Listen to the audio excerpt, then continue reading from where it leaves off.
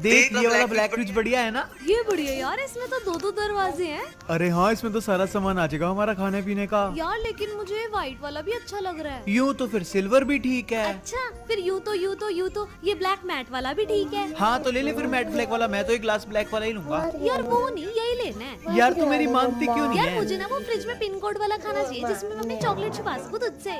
यार तू चॉकलेट के लिए ये वाला फ्रिज ले रही है? अरे ये ले, तू ये 10 रुपए रख जा, जितनी चॉकलेट खानी है तू खा ले। फ्रिज तो अपन यही वाला लेंगे।